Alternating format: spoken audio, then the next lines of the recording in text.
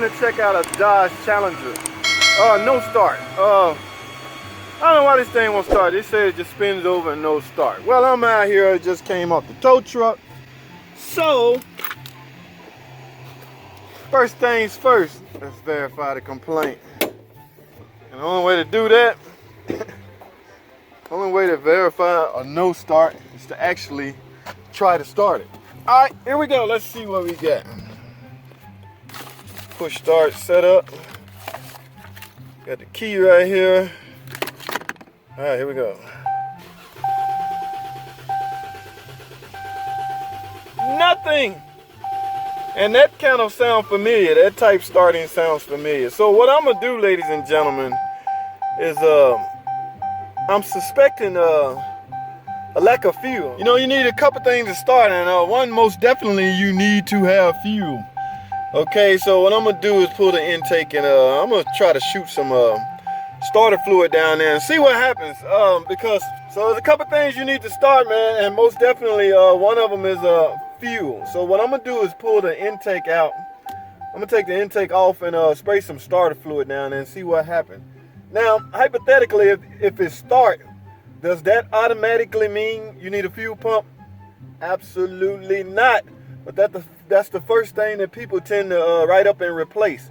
You can easily get burnt doing stuff that way, man. It doesn't matter if it's a brand new fuel pump in it or an old fuel pump.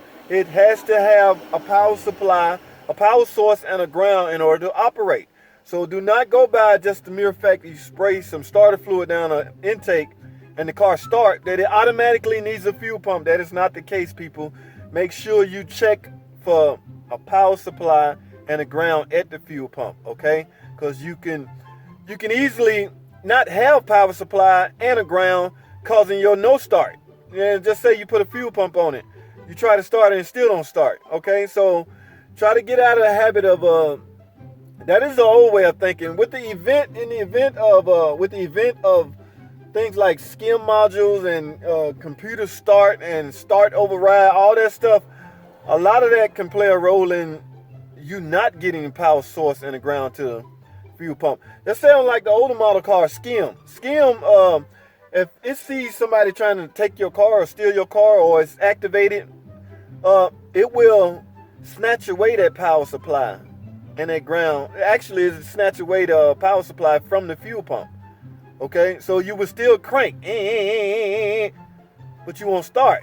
That definitely doesn't mean you need a fuel pump. That's why I say some of this new starting stuff or this new security system setup actually snatches away your power source and your ground. So that's why that makes that way of diagnosing no starts out of the picture. Stop thinking of it that way, okay? Verify that you have power supply and a ground at your fuel pump before you write up or before you replace a fuel pump, okay?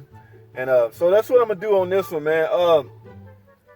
I need to go back in the shop and get some starter fluid. I forgot. I wasn't thinking. So I'm gonna get back going, man. I'll let y'all know how it goes. So let's get with it. Let's continue the diagnosis.